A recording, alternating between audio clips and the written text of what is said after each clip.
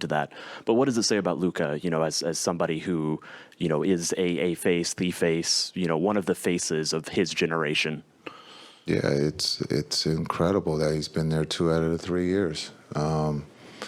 Again, his talent's like no other. He's one of the best players in the world. But sometimes we lose sight that it's not just built or one guy can get you there. You need a team, and right now he's got a team that he believes in. Again, another play. There's a lot of plays, but for him to pass it, he could easily taken a tough or bad shot, but he trusted that PJ was open. He made the right play and ended up with the free throws. Luka could have easily done his step back and shot over the two guys, make or miss. We would have said that's a good shot.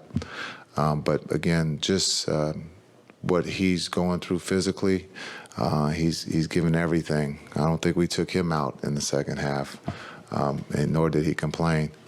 But he's playing the game the right way, and he's playing at a high level.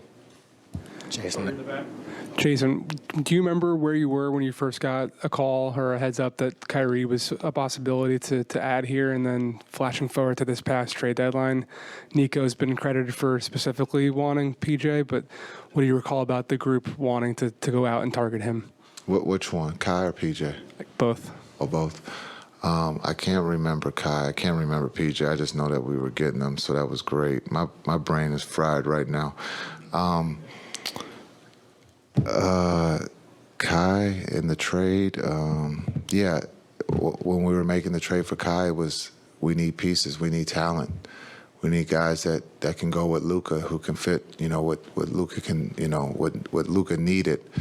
Unfortunately, it wasn't fast enough, but it's pretty cool now, and so it's something that Luka needed. It's something that the Mavs needed.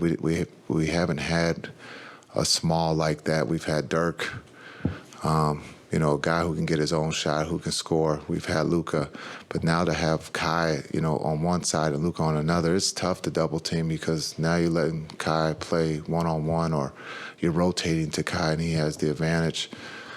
And so it was big getting Kai, and then his calming influence with the team. He's never in a hurry. He's never, he's always calm. He's always positive on the bench.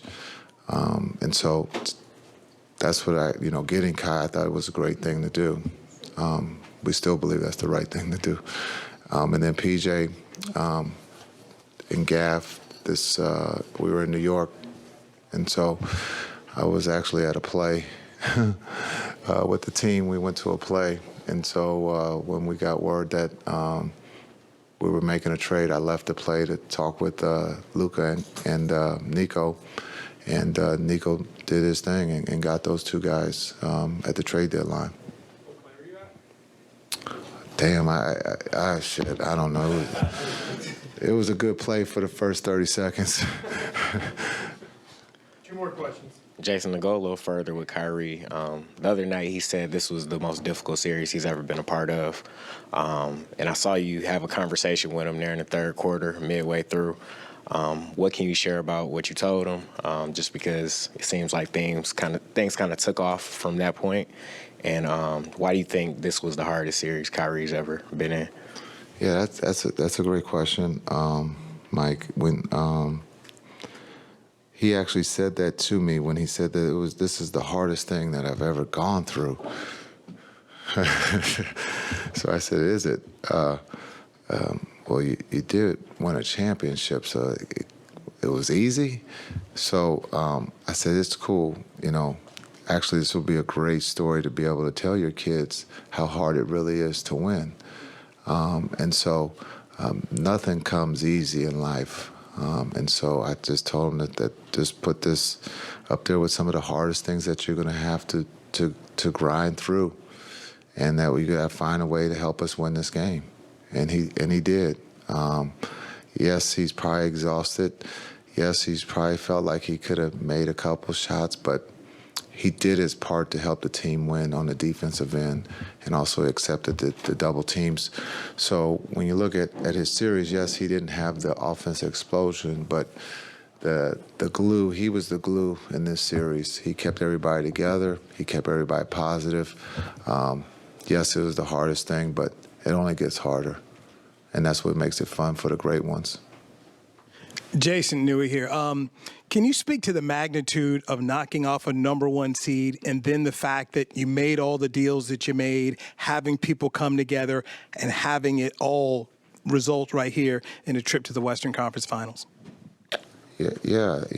I think well, there's really no pressure on us. We were the 5th seed, so for us to be able to knock off the Clippers first and then to take on the number one seed, the pressure's on them, no matter how young they are. The pressure they had to win this series because of what they've gone through during the season to get the number one seed could go to waste. But the experience is good for them, and they'll get better from that. But for us, it's just a matter of just taking one game at a time, executing the game plan, and finding and believing that you can win. And that's what in that locker room and around the Mavs employees, everyone believes that we can win. This is a great group. They hang out, they tease each other. We have fun. It's positive, but to knock off the number one